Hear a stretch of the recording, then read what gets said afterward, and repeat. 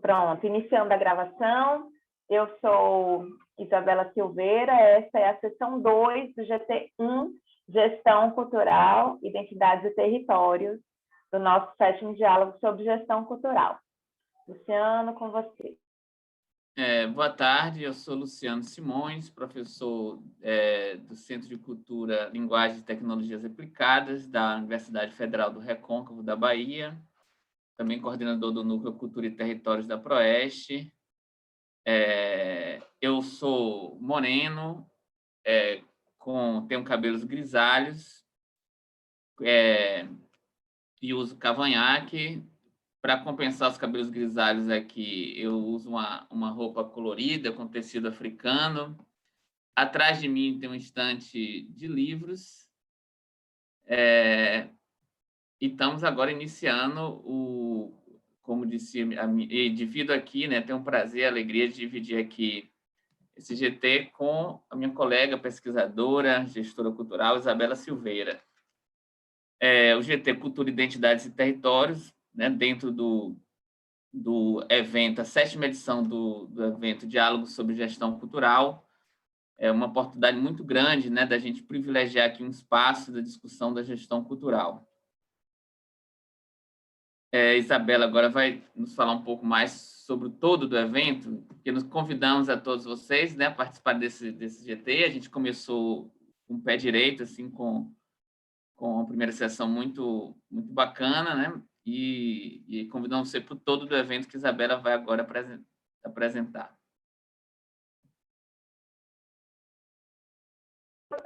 Eu sou Isabela Silveira, sou uma mulher mestiça de pele branca, olho castanho, cabelos crespos, pretos, desalinhados assim para a direita, cacheados. Eu estou com fone de ouvido desses externos, eu uso uma blusa colorida, floral. Atrás de mim há um quadro com algumas baianas coloridas e uma parede cor de areia. Esse é o 7º diálogo sobre gestão cultural, uma realização do coletivo de gestão cultural que inclui agentes culturais, pesquisadores de graduação e pós-graduação da UFBA e da UFRB.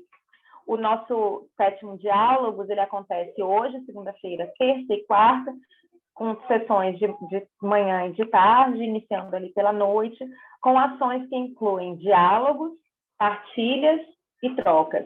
Os diálogos são um formato um pouco mais de palestra, que iniciam às 10 da manhã. Hoje tivemos uma palestra super interessante de interseccionalidade. Amanhã teremos outras palestras também, que a gente está nomeando aqui de diálogos. As trocas são os nossos GTs, como este, nosso GT1, que é de gestão cultural, identidades e territórios, mas temos 4 outros GTs, falando sobre espaços culturais, sobre liberdade de criação, sobre insurgências contemporâneas e sobre a gestão cultural no contexto da pandemia do Covid-19. À noite, no início da noite, às 17h30, temos as partilhas, que são trocas e relatos de experiências de agentes culturais de diferentes partes do Brasil e de outros países, falando um pouco sobre experiências concretas, mais diretas. No último dia, quarta-feira, ao invés de uma partilha, nós temos uma provocação de uma pessoa muito especial para nós, muito cara, que é o Vitor Witt, um autor peruano, pesquisador, que tem uma obra muito interessante, instigante, chamada Desculturalizar a Cultura.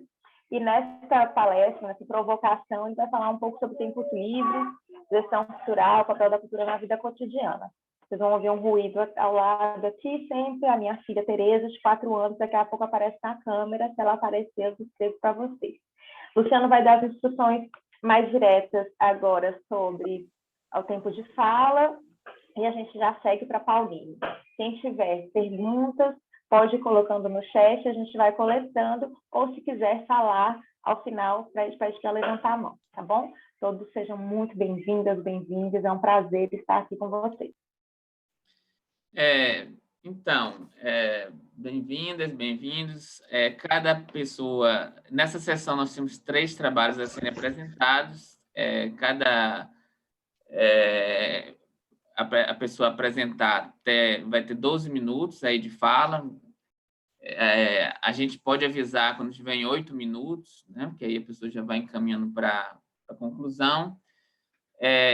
E após essas 3 falas, nós vamos abrir esse espaço de comentários, perguntas, intervenções. O mais importante do que as regras aqui numéricas da matemática é a regra do acolhimento. A gente tem um GT que a gente tem trabalhos muito diversos, né? Todos girando em torno do eixo principal do GT, gestão cultural, território e identidade, mas alguns trabalhos de pesquisa já bastante avançadas, outros de experiências diretas de gestão cultural, outros de pesquisas que estão em fase de iniciar. Então, vamos assim ter essa generosidade de participar, de ficar à vontade de comentar, criticar, sugerir, propor, pensar alto.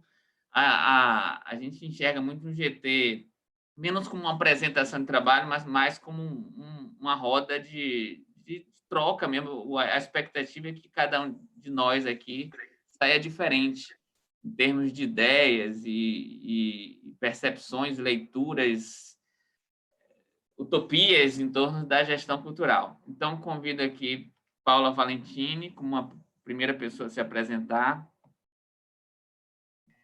Boa tarde, gente. Vocês conseguem me ouvir bem? Sim, te vemos e te ouvimos. Ok. Tem um zumbidinho no final, é da caixa d'água aqui do Centro de Internação. Aí começou logo agora, assim que eu entrei na sala, a caixa começou a encher. Bom, queria agradecer profundamente a oportunidade de poder estar aqui. O Diálogos é um evento incrível, assim, né? Que ele está tendo a oportunidade de participar agora. Eu espero que, né, continue por anos e anos. É super urgente a gente falar sobre isso. Já queria me desculpar desde já que eu vou ficar pouco tempo, só às 4h10, que eu estou num horário de intervalo aqui no trabalho. E não vou conseguir acompanhar toda a discussão, mas Rita, parceira linda, maravilhosa, companheira, está aqui também. Então é isso, eu vou dar o início me apresentando, né, formalmente. Boa tarde a todas e todas. Meu nome é Ana Paula, eu sou licencianda em teatro pela Universidade Federal de Minas Gerais, tenho 23 anos. Atualmente eu sou oficineira artística no Centro de Internação Provisória de Sete Lagoas. É uma unidade para meninos que estão cumprindo medida socioeducativa. Eu leciono oficinas de teatro, oficinas culturais, oficinas voltadas para a cidadania, né? Oficinas pensando na prevenção da criminalidade, mas, né, sobretudo na informação de direitos e tudo. Eu também sou colaboradora do FESTO, que é o Festival Nacional de Teatro de Teófilo Otoni, que acontece no Nordeste de Minas Gerais, né, uma cidade situada no interior do nosso estado. E, além disso, também sou produtora cultural, professora em formação, atriz e palhaça. O FESTO é o festival que vai orientar e motivar... Oi? Desculpe te interromper, mas é uma falha minha. Eu esqueci de chamar a atenção que é importante que a gente se autodescreva para incluir as pessoas, né, que demandam... Tá. Ok. Eu sou uma mulher branca, né, com cabelo cacheado, estou usando um óculos aqui no topo da minha cabeça, estou com o cabelo um pouquinho preso, uso uma blusa branca. Atrás de mim tem uma biblioteca, alguns livros, né? Essa é a sala de aula do CEIP, onde eu estou fazendo meu horário de intervalo. Aqui acima tem um telhado de zinco. É isso, certinho? Perfeita, continue. E onde está? Então, o FESTO, o Festival Nacional de Teatro de Teófilo Otoni, é o festival que vai orientar e motivar toda essa pesquisa sobre a formação de artistas por meio da produção de festivais de teatro no interior de Minas Gerais. E aqui nesse espaço, eu escolhi, junto à Rita, um eixo do trabalho que a gente desenvolveu, que é a formação de artistas por meio da produção dos festivais.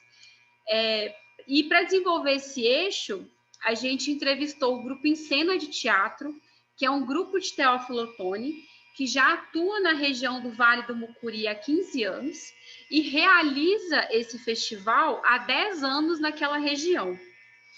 E o objetivo dessa reflexão é a gente evidenciar a relação de ensino-aprendizagem nos festivais de teatro, que podem ocorrer graças ao convívio, ao afeto, aos princípios da pedagogia da autonomia, a obra do professor Paulo Freire, e também a experiência de modo geral, né? Que no trabalho a gente reflete um pouco sobre o ponto de vista do professor Larossa e do John Dewey, que é pensar, né, que a educação não é um preparo para a vida, mas sim a própria vida.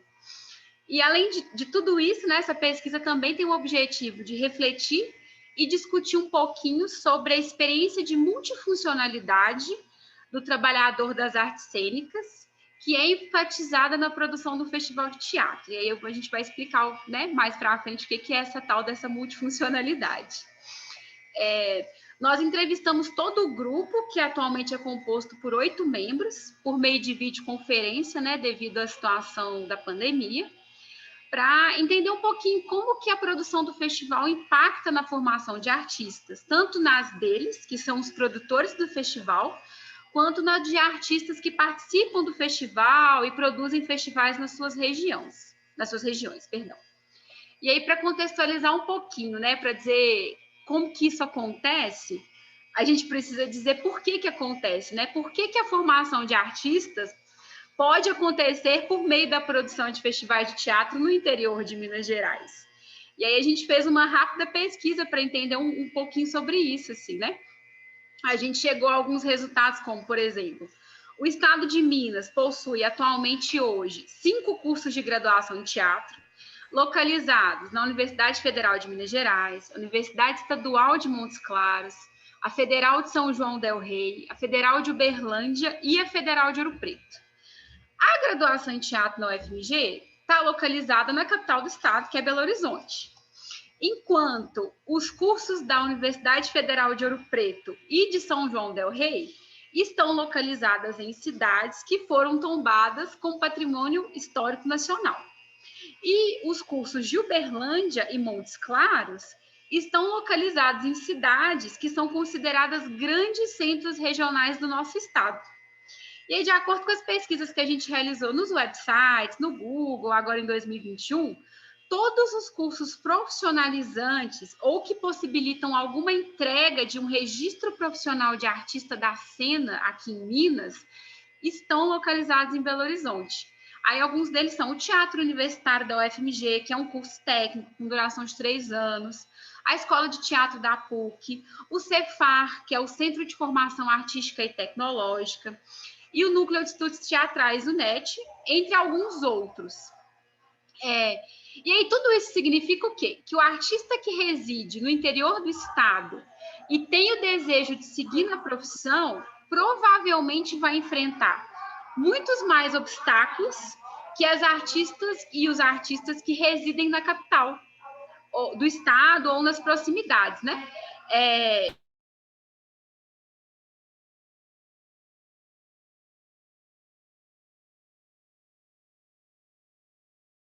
E se esse artista estiver incluído num grupo de vulnerabilidade socioeconômica, os obstáculos para se obter essa formação se tornam muito maiores, assim.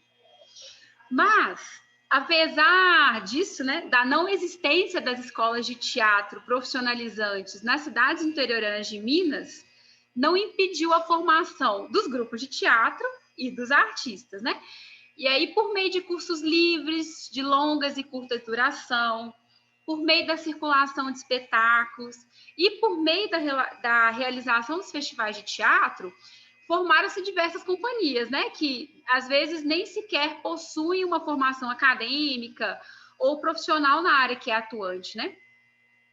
E aí a gente reconhece, a gente, né, teve acesso, né, como que essas formações são extremamente diversas e particulares e que em algum momento todas elas vão convergir em um ponto, né, que é o encontrar.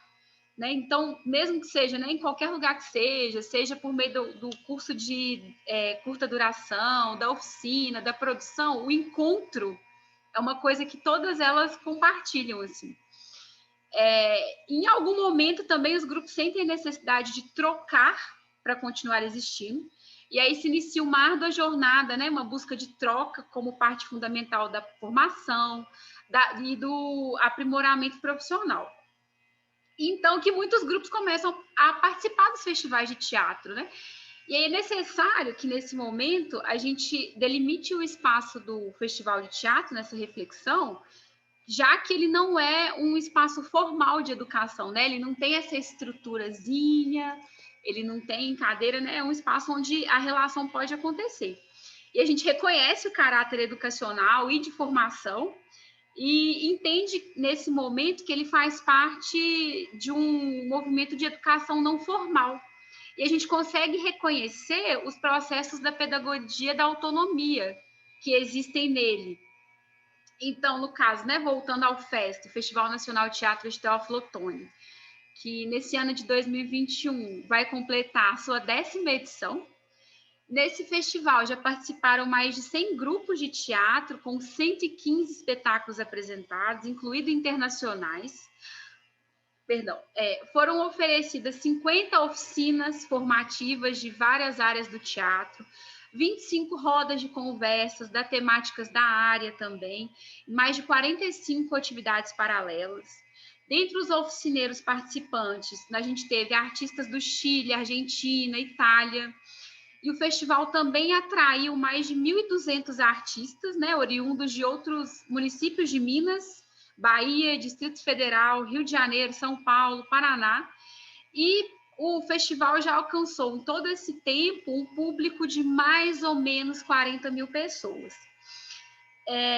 Para retratar um pouco essas relações de trabalho, de aprendizagem, nessa fase do Festo, eu entrevistei os integrantes do Grupo Em Cena, que também são do Instituto Cultural Em Cena, com a finalidade de compreender como que é o cotidiano do grupo na produção, como que é a realização do Festival de Teatro de Teófilo Otoni, como que ele contribui para a formação dos artistas, né, como produtores culturais, assim como para a formação de artistas de diversas localidades, né, que venham participar do festival.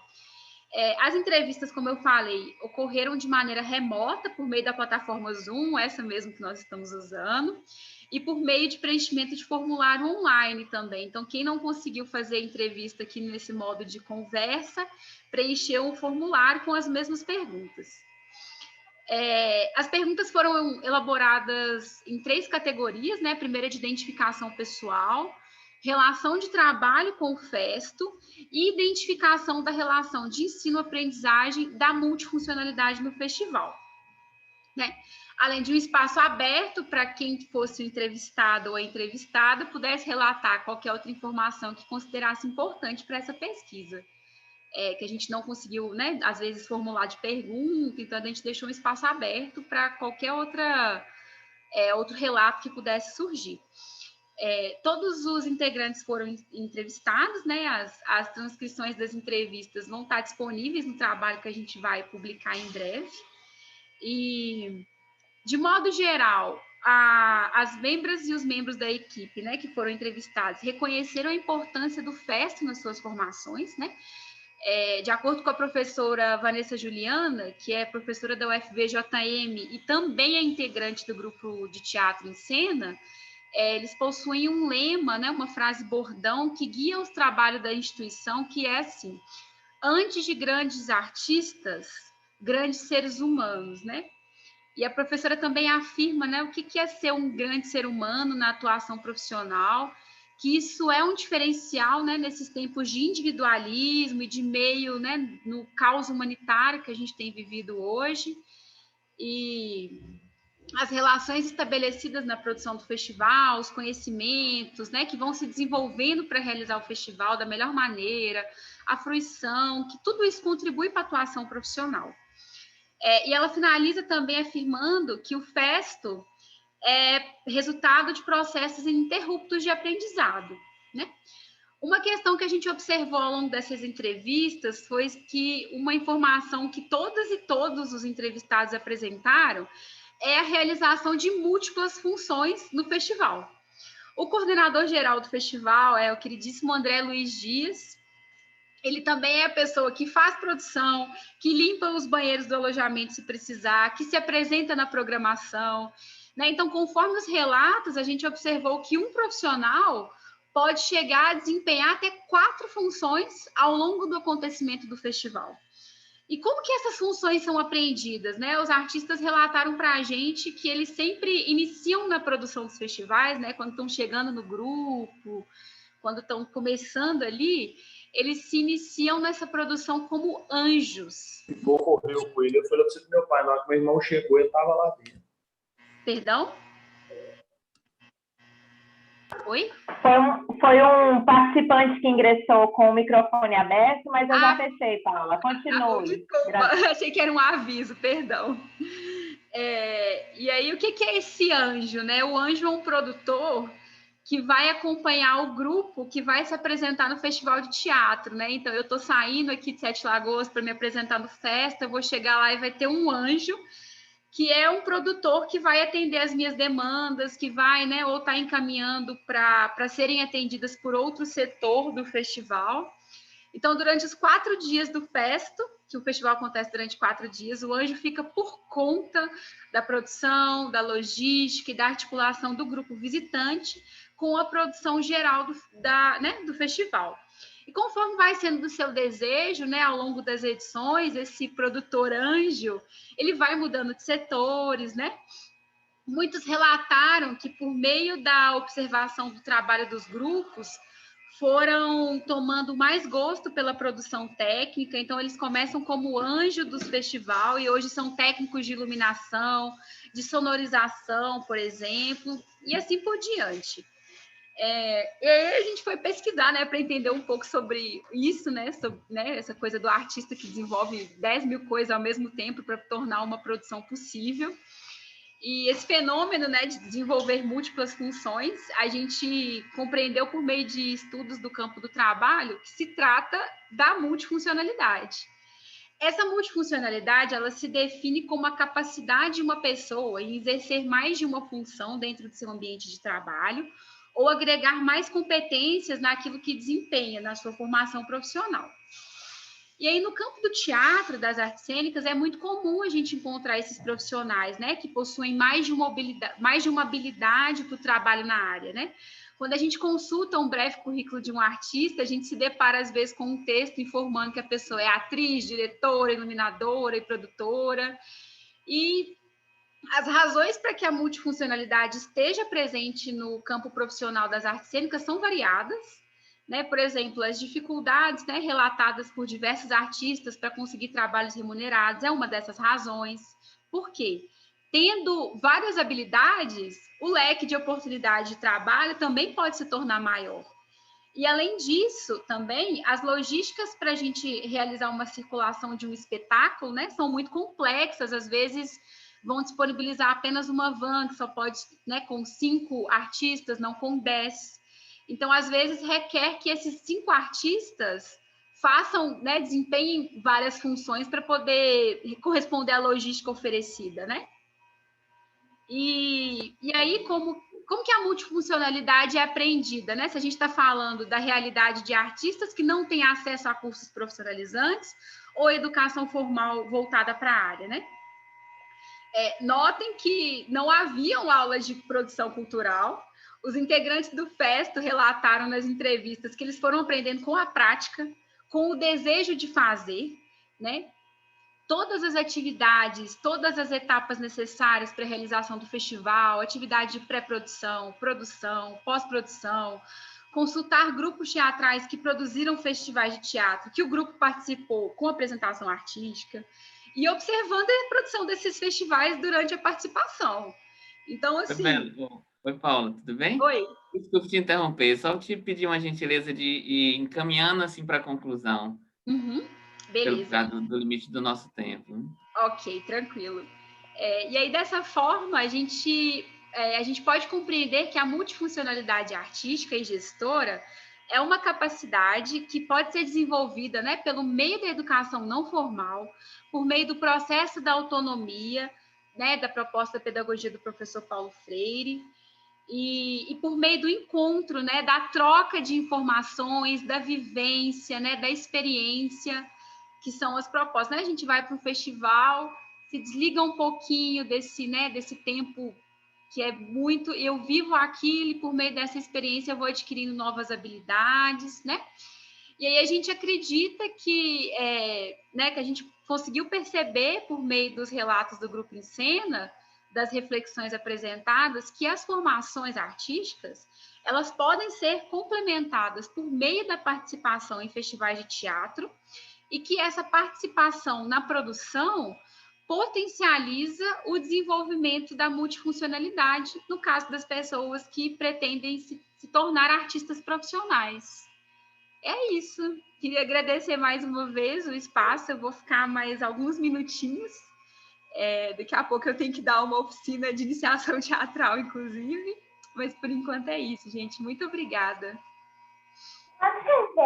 Obrigada, Paula. Lembrando que depois vai ficar disponível no YouTube, então você vai poder acessar as considerações das demais pessoas. Luciana, fique à vontade.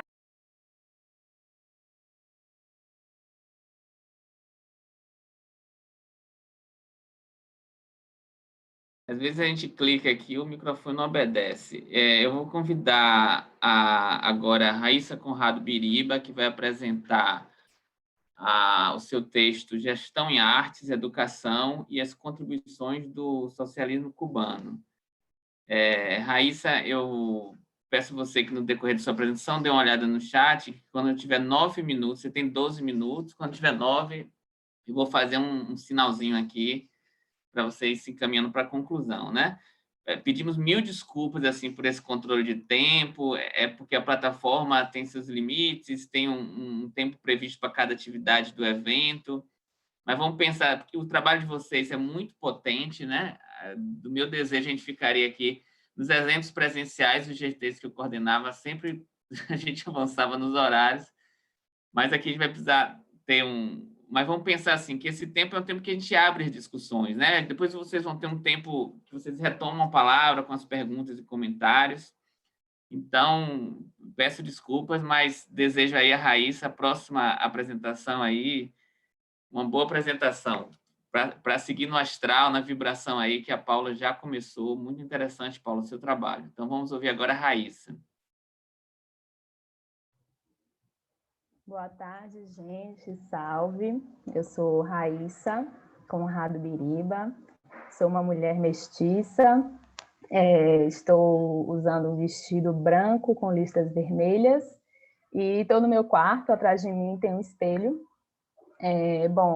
Para mim é um prazer enorme participar desse GT, né? Gestão Cultural, Identidades e Territórios. É a primeira vez que eu estou participando do Diálogos sobre Gestão Cultural.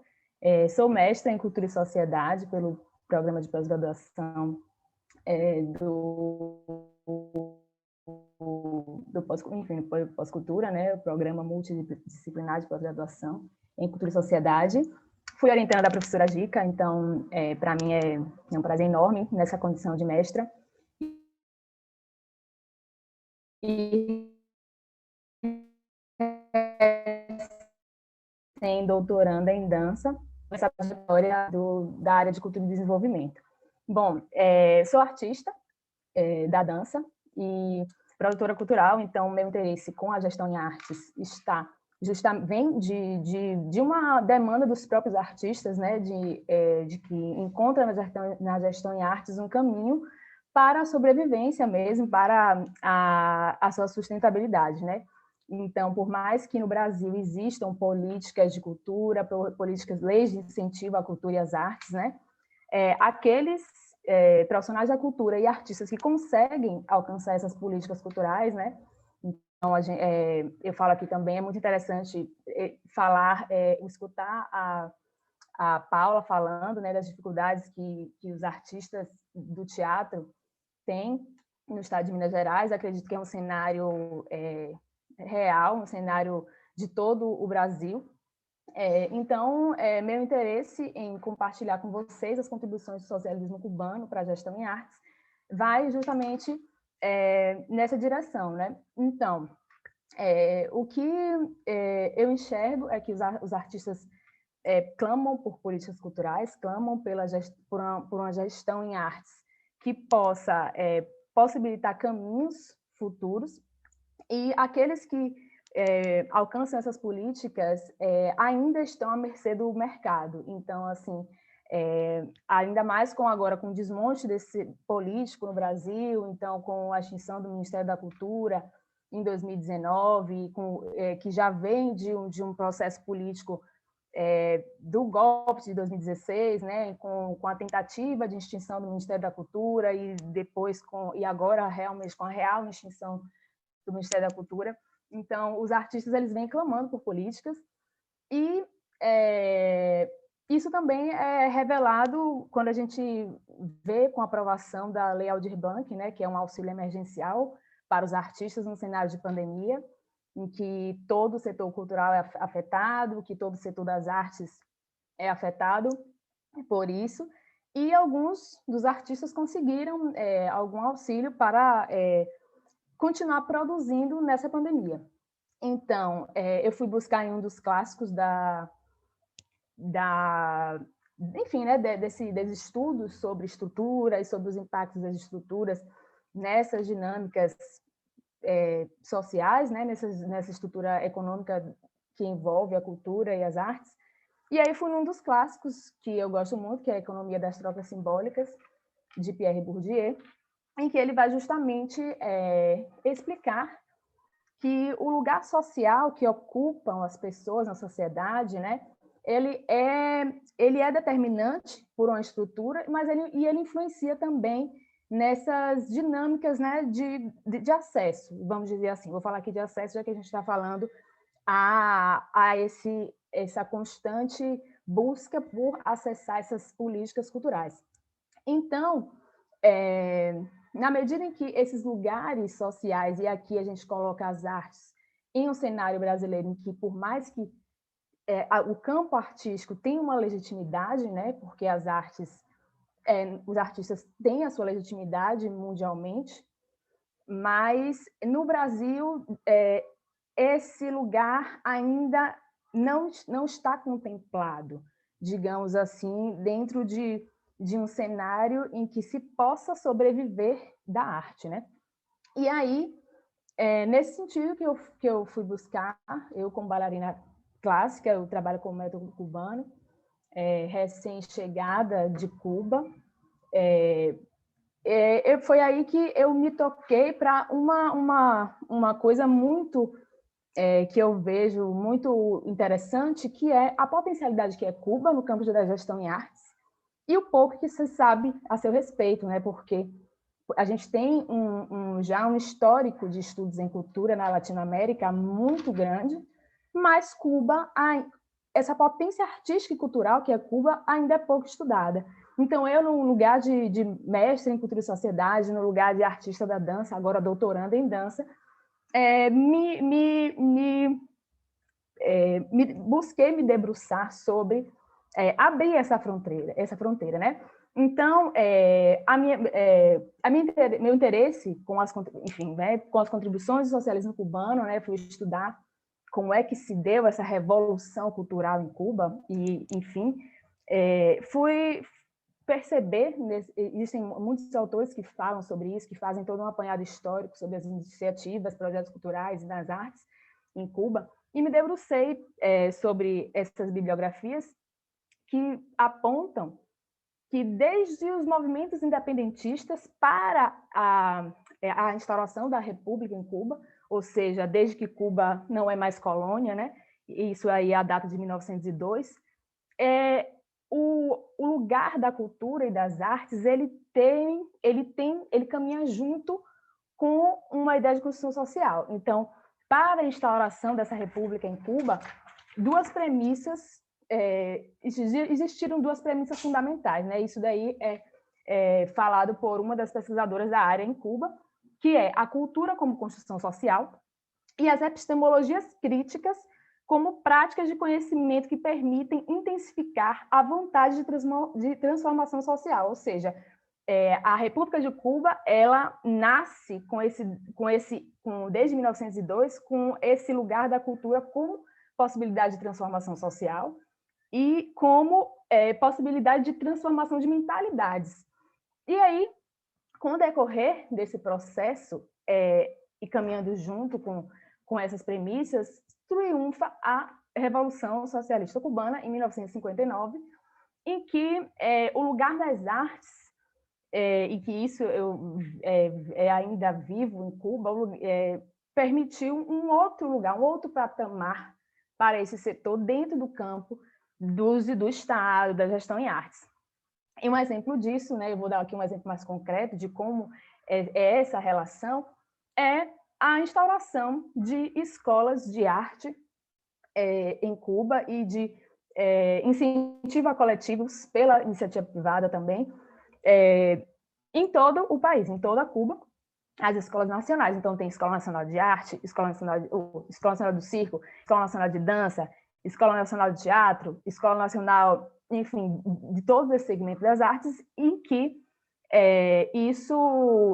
prevê uma projeção de carreira que esse artista, ele sabe que ele é artista desde da infância, né? Então, isso também, juntamente com o triunfo da Revolução Socialista, né, junto com o pensamento sobre uma outra noção de sociabilidade, de compartilhamento, favorece, né, um lugar, uma gestão em artes, vamos dizer assim, mais efetiva, que não fique à mercê de políticas pontuais.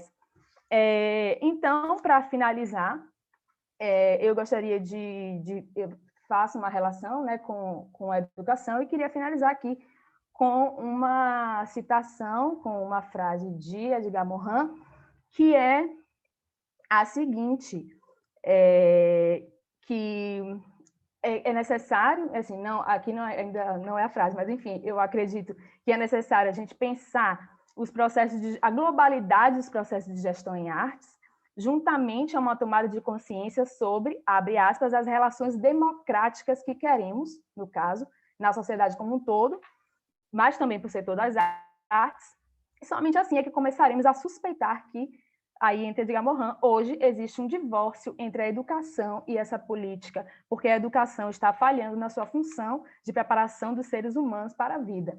Então, vou ficando por aqui e passo a bola aí para meus colegas.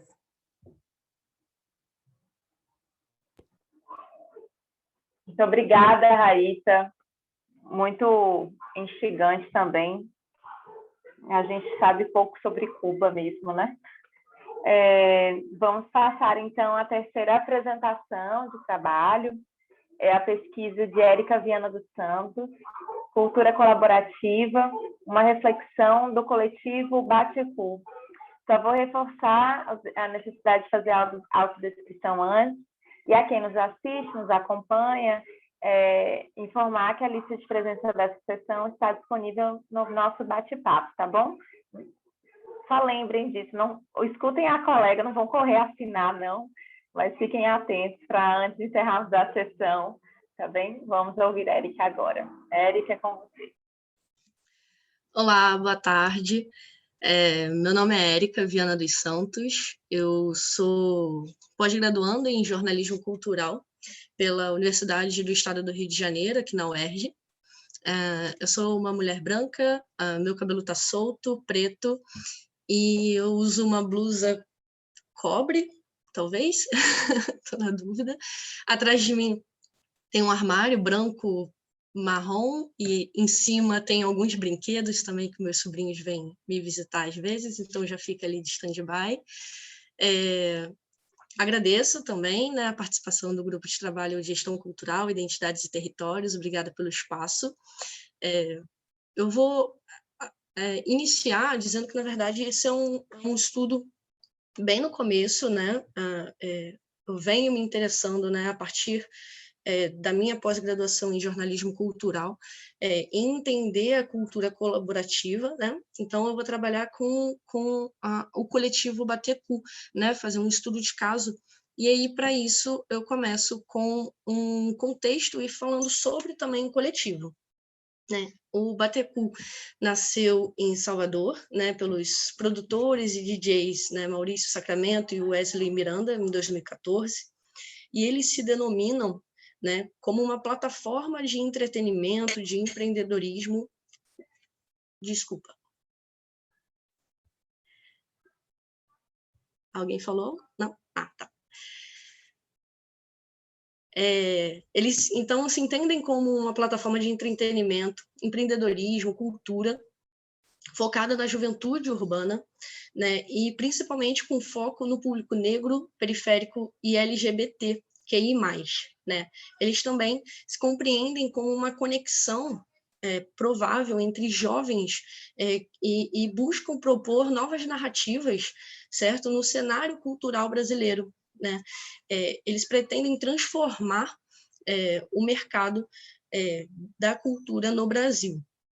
E aí também, só trazendo um contexto de sua origem, na verdade ele surgiu como uma festa, tá? Um de seus produtores, na verdade, ele iria se mudar para São Paulo, e o coletivo ele começou nessa festa de despedida para o seu produtor, né? E a partir disso eles foram crescendo e evoluindo, e hoje a Batecu ela se ramifica em duas vertentes diferentes, né? A Batecu Records, em que eles agenciam e ajudam a produzir artistas negros e LGBTQI+, principalmente da periferia e início de carreira. E também eles têm a vertente, a escola B, né? No campo, eles trabalham no campo da educação e da pedagogia também. Eles procuram trocar informações e capacitar a comunidade em temas diversos, né, que permeiam a produção cultural. E eles cresceram numa magnitude em que eles hoje já trabalharam e fazem, inclusive, parcerias com empresas como Red Bull, Natura, Adidas, né, entre outros. O objetivo da minha pesquisa, inicialmente, partir de uma observação do coletivo, buscando convergir alguns aspectos sociológicos, como comunidade e sociedade, e culturais, né, trabalhando com as identidades culturais. Além disso, eu busco compreender também essa importância do surgimento do coletivo, que são responsáveis por movimentar essas estruturas, né, da sociedade em prol desses grupos minoritários. E a partir desse cenário, eu vou buscar analisar dados coletados de organizações, grupos de pesquisa e centros de inovações que abordem temas correlatos ao meu objetivo de pesquisa. Né? E, além disso, também, por fim, nos objetivos, eu proponho investigar as liberdades de performance que acontecem nas festas e no espaço do coletivo. Né? Essas performances elas contribuem, né, fortemente nas construções dos aspectos sociais, regionais, identitários, raciais, gêneros e de sexualidade. Então, a partir de um método de estudo do caso do coletivo, eu dividi o meu trabalho em linhas exploratórias. Né? Nessas linhas exploratórias eu fiz usos de artigos, né, pesquisados em bibliotecas online da Cielo, e também, além dessas linhas exploratórias, eu vou fazer coletas de dados e análise sistêmica desses dados. Né? No estado da arte, ainda nas vias exploratórias, alguns autores se tornaram importantes nessa pesquisa, como Stuart Hall, né, para entender a abordagem do tema das identidades culturais, e Weber e Ferdinand Antunes, eles vão contribuir nessa compreensão dos aspectos sociológicos, debatendo acerca da comunidade, da sociedade e essa noção de pertencimento em que esse público jovem negro inserido nesse coletivo, eles se sentem livres para serem quem eles são de fato, certo? E a discussão também, né, trazendo um pouquinho, eu abordo no campo sociológico a noção desses grupos sociais reunidos porque nós falamos de coletivo, né? Então a gente entende que nesse coletivo eles tiveram o desafio também, por mais que eles sejam reunidos em grupos minoritários, eles tiveram o desafio de reunir pessoas de diversas culturas e subculturas, né? Então, tem o Cássio Brancaleone, que eu trago, um pesquisador e professor da Universidade Federal da Fronteira Sul. Ele vai citar em seu artigo o Ferdinand, né, um autor do Estado da Arte em que eu iria utilizar. Ele diz assim, né, é uma citação direta dele: pela vontade natural, as relações entre os homens teriam valor por si mesmas, sendo intrínsecas, não dependendo de propósitos exteriores ou ulteriores a eles. Já a vontade arbitrária se pautaria na diferença entre meios e fins, sendo racional e motivada por finalidades exteriores às relações estabelecidas socialmente. O que esse trecho ele aborda e converge com o coletivo, né? Eu entendo que a vontade arbitrária ela vem com interesses, né? Tratada como uma relação racional, enquanto a vontade natural ela surge de dentro para fora.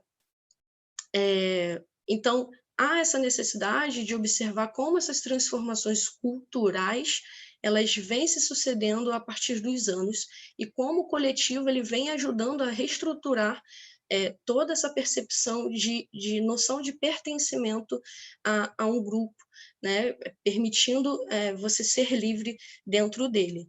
Além também de ajudar de forma profissionalmente, né? O coletivo ele é responsável também no seu núcleo a trabalhar dentro dele opções de profissionalizar essas pessoas, né? Ele começou então como um evento e hoje ele já trabalha em forma de profissionalizar cada vez mais, cada vez mais pessoas pertencentes ao coletivo. E essas análises da discussão, elas vão auxiliar nessa construção das interpretações nos aspectos cultural dessas culturas colaborativas, né?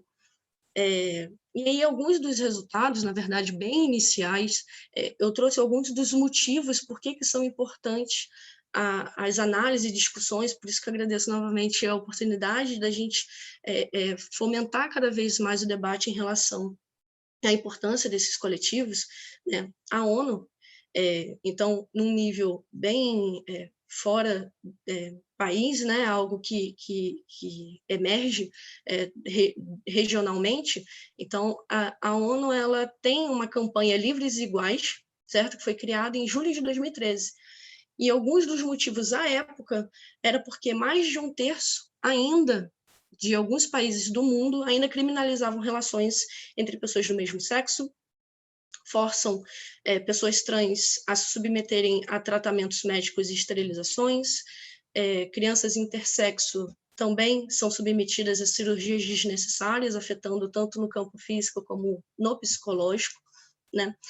E, além disso, para corroborar a necessidade, o G1, ano passado, ele publicou uma pesquisa feita por pesquisadores da Fiocruz, em que eles analisavam alguns dados coletados acerca da violência contra pessoas LGBTQI+, no SUS, né? Então, eles buscaram pessoas entre 2015 e 2017 para entender a quantidade, as diferenças sociais existentes entre essas pessoas. E eles perceberam que 69% dessas pessoas eram adultas e 24% adolescentes, pessoas essas que deram entrada no SUS devido a violências por elas serem que elas são, tudo bem?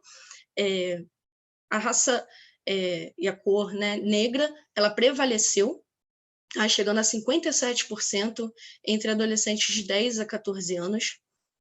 Mostram ainda que 46% eram transexuais ou travestis, 57% eram homossexuais, né, divididos entre 32% lésbicas e 25% gays.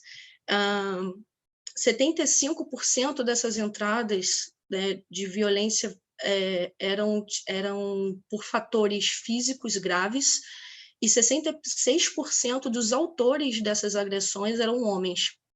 27% sendo seus parceiros íntimos e 16% sendo desconhecidos, né?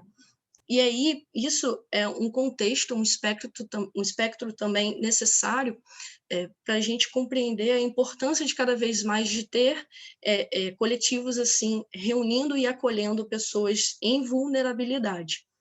Continuando nessas análises, eu percebi que, através de uma pesquisa da Diretoria de Análises Políticas Públicas da FGV,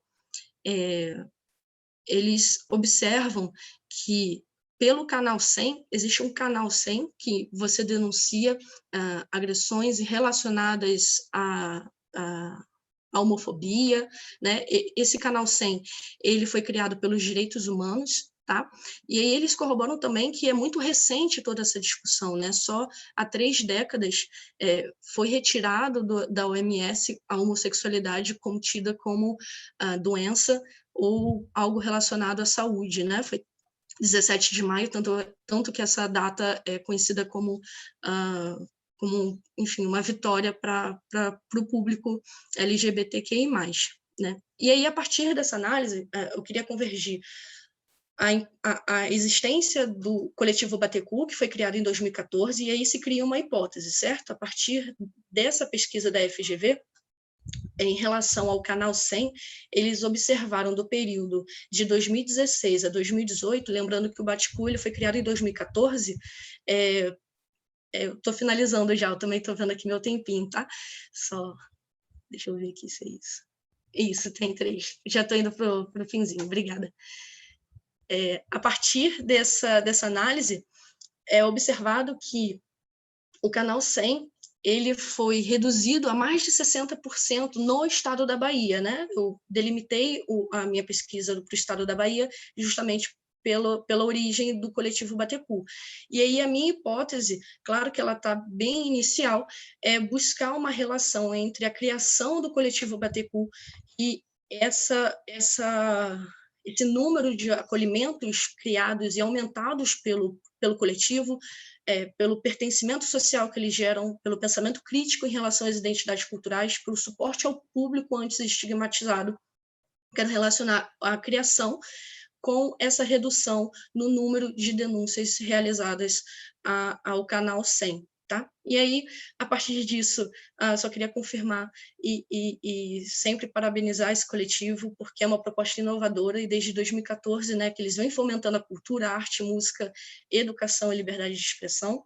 E a partir desse estudo de caso, eu acredito que, através desses aspectos sociológicos, estudos culturais e análise de dados, futuras análises também vão poder observar novas ações de novos coletivos, com o intuito de reduzir essas desigualdades. Obrigada, gente.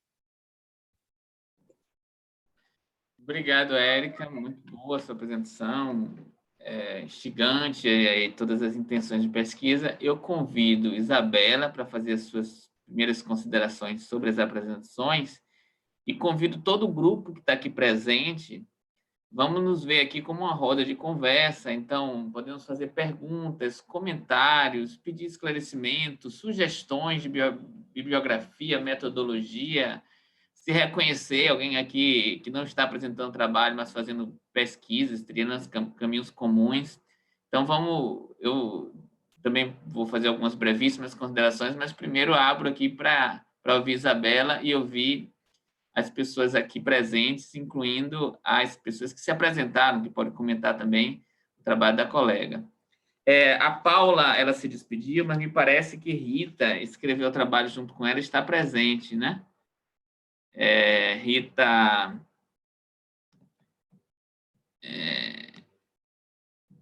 a Rita de Cássia Guzmão. Então, acho que podem ser feitas perguntas também para o trabalho apresentado por Paula.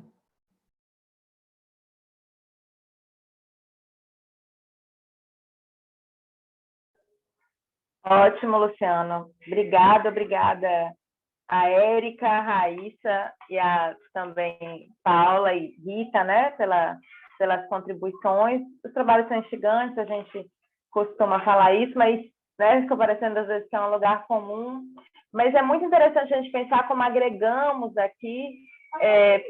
Pode, filha, só silêncio agora, por favor. Agora eu estou apresentando, por favor. Ela fez uma vitamina de tomate, tem tomate na casa toda. Estou aqui, controlando meu toque. Peraí, filha. Peraí. A gente pensar como a gente se agrega e como a gestão cultural é esse ponto comum que faz esse encontro aqui acontecer. Uma coisa, eu pensei durante a apresentação da Paula no Edgar Morin e também no Nicolescu para falar sobre essas lógicas outras de aprender, esse momento que não mais é possível a gente pensar numa formação nessa perspectiva hierárquica, né? Esse sujeito do conhecimento que a gente já reconhece no Brasil há muito tempo, desde os primeiros manifestos da educação nova, da escola nova, pensando nessas outras formas de aprender que estão aí referendadas na pesquisa que fala sobre os festivais de teatro.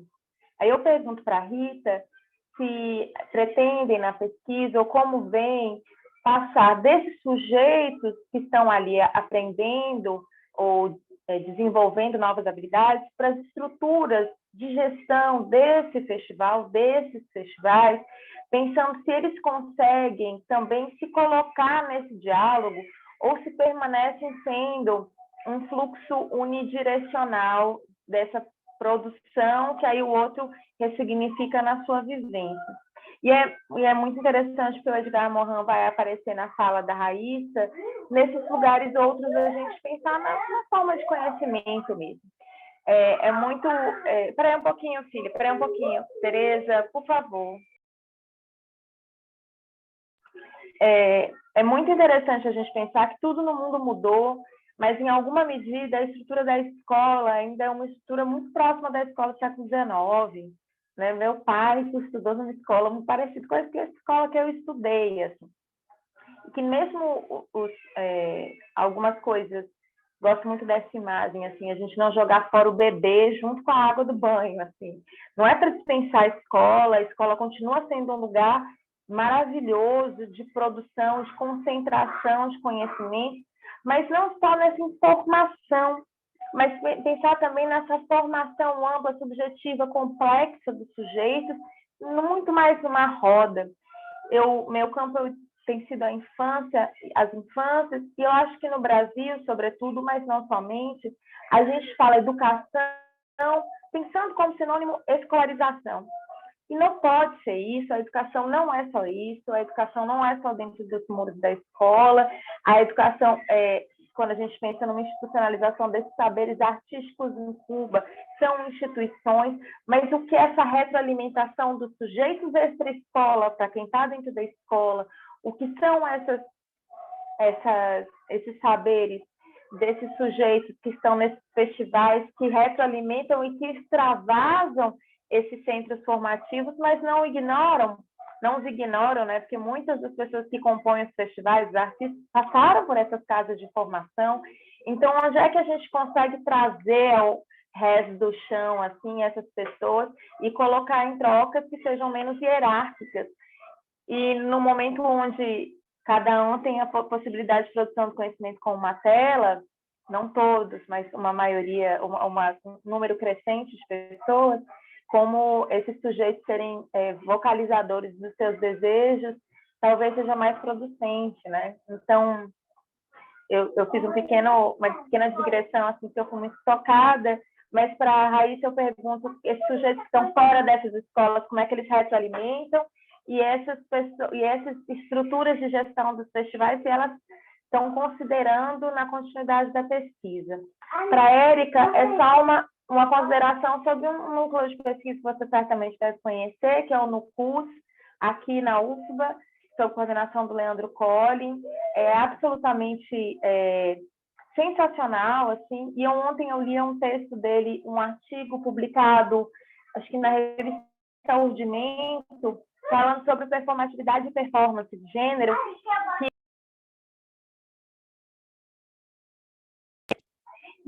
que ele coloca como performatividade e performance, que ele sempre considerou um pouco uma confusão para as pessoas das artes, mas ele problematiza esse lugar e vai cruzando esse corpo que é performativo por si só, em existência. Então, que isso atravessa artisticamente, mas é também um ponto de partida nesses processos também retroalimentares. Assim. Eu falei do Nicolesco, mas ficou meio solto. Ele tem um texto chamado Manifesto da Transdisciplinaridade, que eu convoco a todo mundo a ler, porque vai falando desses novos lugares de produção do conhecimento. Ele vai lá na física quântica, volta, para a gente pensar que não dá mais para produzir conhecimento ou ter sujeito de conhecimento como outrora.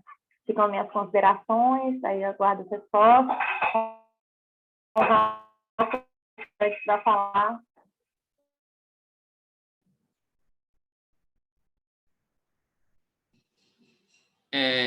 A Letícia, gente, sobre a participação, né, contribuição de todos aqui presentes, vocês podem pedir a palavra, aparecer aí no vídeo, botar a mãozinha pedindo a palavra, ou quem se sentir mais à vontade, escrever aqui no chat.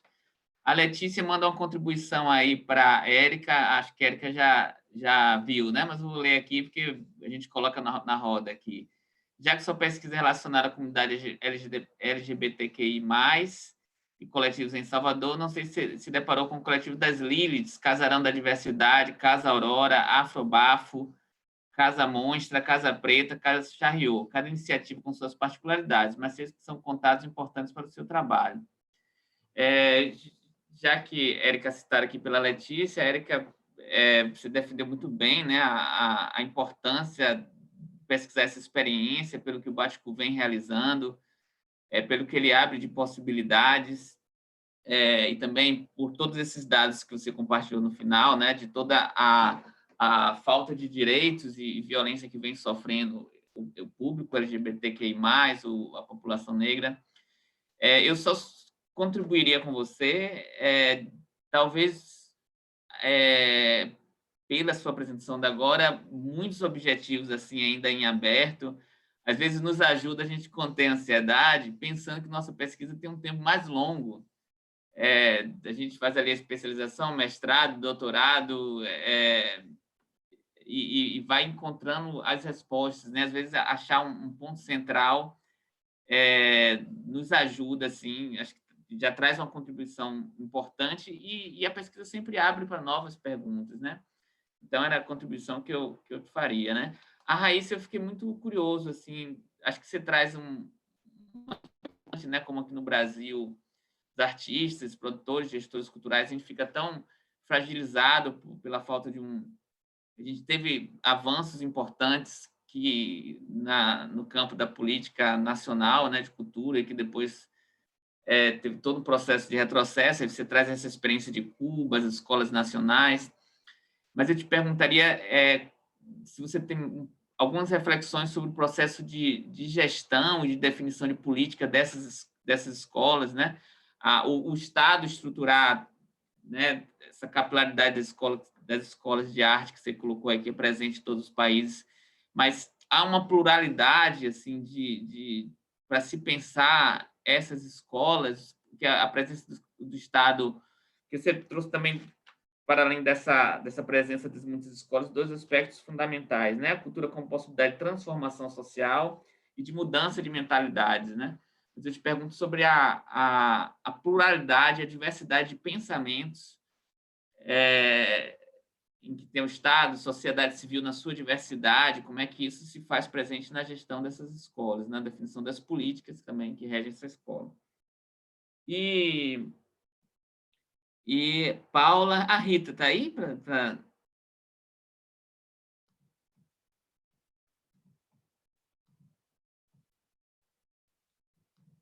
sobre os festivais,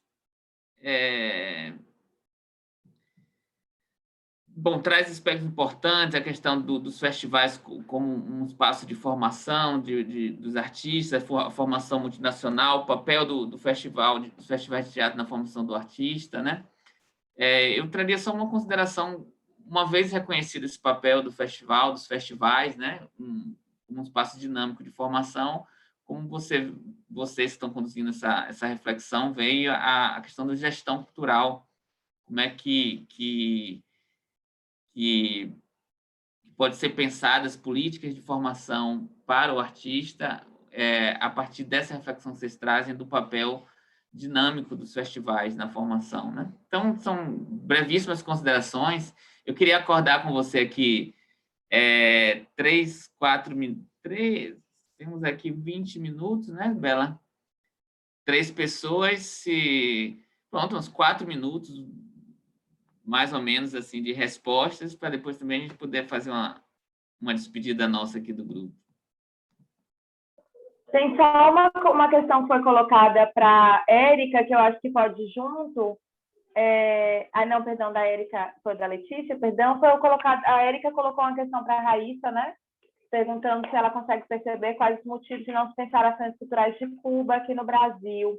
E aí, quando você, Raíssa, fizer essas considerações, já junta com isso. Rita, eu não te ouvi ainda, se você estiver, fique à vontade para se posicionar. Então, acho que podemos começar pela Raíssa, que falou antes, depois a Érica conclui, tá bem? Bom, Raíssa aqui falando. Vou começar, então, pela pergunta de Érica, né, que ela gostaria de perguntar por que, quais os motivos de não se pensar nas ações culturais de Cuba aqui no Brasil.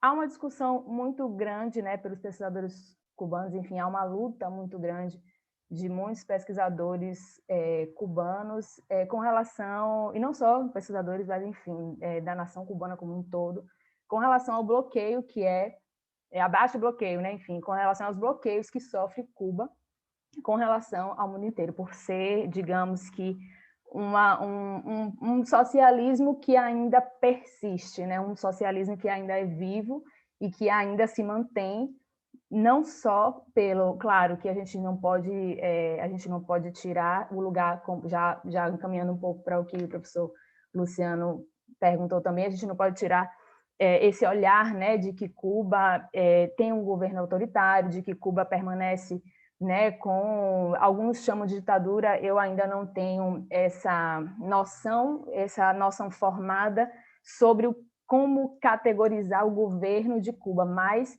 é um governo autoritário, né? Então, o socialismo se mantém por um governo autoritário, mas minha convivência em Cuba com os cubanos, pelo fato da Revolução Socialista Cubana ter sido feita, em sua maioria, teve um momento da história que Cuba foi um dos maiores países com a maior quantidade de africanos do mundo, na escravização. Então, assim, por ter sido feita uma revolução a partir da classe de ex-escravizados, o socialismo perdura há mais tempo e as pessoas, a maioria da população, quer que o socialismo continue, porque há uma diferença no socialismo, que as pessoas, por mais que existam desigualdades sociais, também no socialismo, as pessoas têm direitos básicos equiparáveis.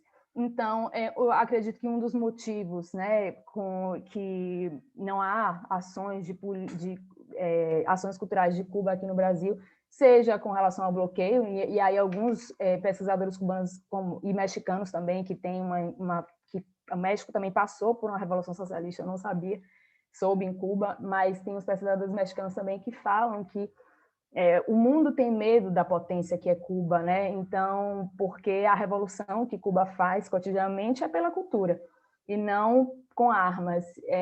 E aí eu vou já encaminhando para a pergunta do professor Luciano, que com relação à pluralidade, né? Como é que eu enxerguei e enxergo essa pluralidade dentro das escolas de arte, dentro dessa gestão em artes em Cuba? Bom, por mais que a gente ainda enxergue um modelo, né, professora Isabela, de escola em Cuba, com moldes ocidentalizados, com moldes, vamos dizer assim, modernos, patriarcalistas, a gente vê que há uma tentativa de campo de pluralidade muito grande, e eu acredito que isso é em virtude da própria Revolução Cubana, porque na Revolução Cubana no socialismo não é permitido, o socialismo é laico, então não é permitido a cultos religiosos, apologias a qualquer tipo de de ideologia, né? E aí eu posso até fazer uma relação com o que a pesquisa de Érica, né, relacionado às perseguições que sofrem a comunidade LGBTQIA+, e outras. Mas em Cuba, por exemplo, o aborto é legalizado, o casamento homossexual é legalizado, apesar da mentalidade das pessoas ainda ser um pouco bloqueada pelas fronteiras, mas há por exemplo, a religião de matriz africana em Cuba, ela naturalmente acontece, ela não foi uma coisa escondida, né? Então você vê isso muito nas ruas. Eu acho que isso acaba contribuindo para um entendimento de pluralidade maior nas escolas de arte, na medida em que os maestros das escolas são cubanos, todos, né? E vivenciam esse cotidiano. E, para fechar e dar um exemplo mais concreto, por exemplo, numa carreira de um artista, por exemplo, de um menino de dança, ele pode começar na Escola Nacional de Dança, ele já tem um exame que vai para o Instituto Superior de Artes, e ali ele vai escolher uma carreira dentro de muitos campos da dança, a dança contemporânea, a dança balé clássico, danças populares e etc. e tal. Acho que vou ficar por aqui para não passar muito do tempo.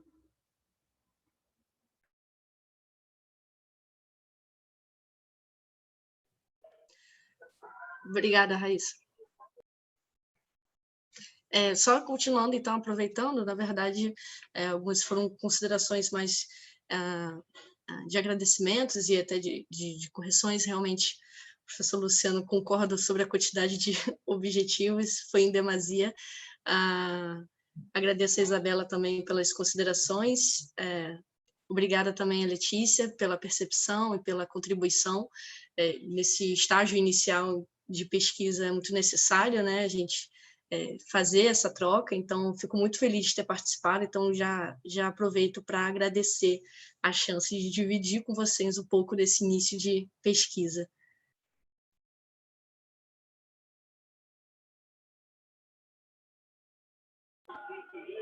Obrigada, Érica. Obrigada a todo mundo que esteve aqui presente. Vamos ver se temos mais alguma consideração. A gente ficou brincando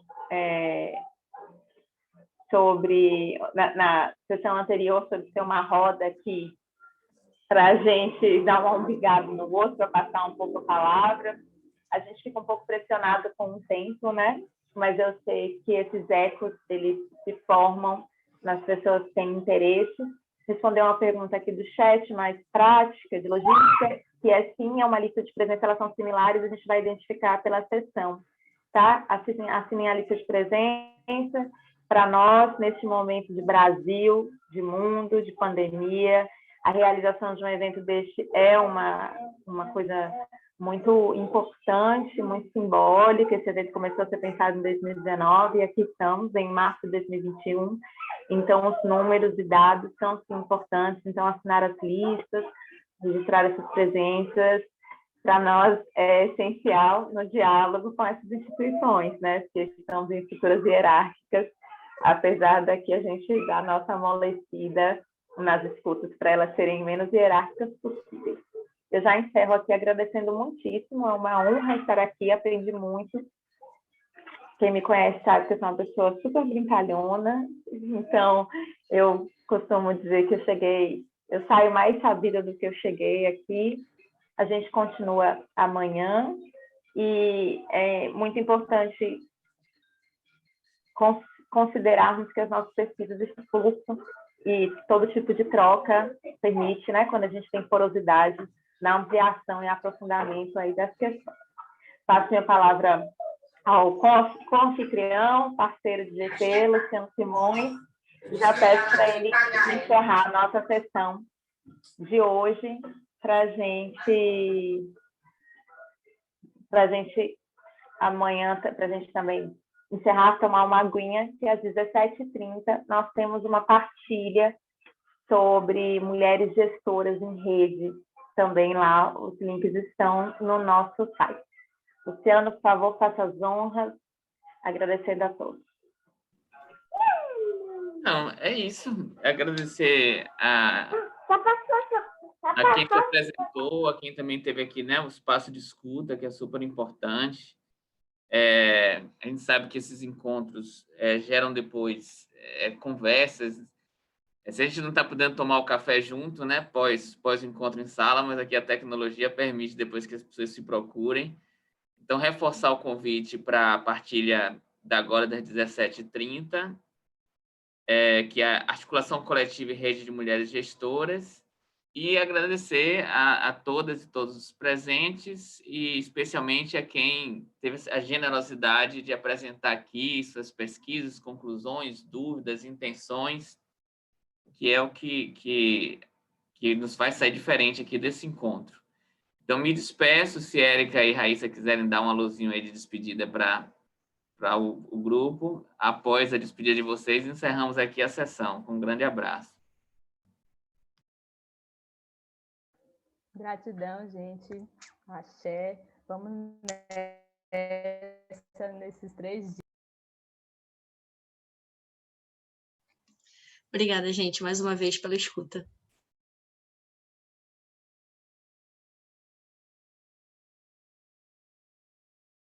Então, encerro aqui a nossa chamada, segunda sessão do GT1, Gestão Cultural, Identidade e Territórios. Lembrando as pessoas interessadas que estará gravado no nosso canal do YouTube, fazendo a blogueirinha aqui, assine o nosso canal, é importante, gente. Há outros 4 GTs com temas igualmente interessantes. Amanhã teremos sessões também às 14h e às 15h30 neste GT e em outro GT iniciando às 14h. Obrigada a todo mundo, se cuidem, usem máscara, etc. A saúde é muito importante, tá bem? Tchau para todo mundo. Obrigada. Encerrando agora a nossa gravação.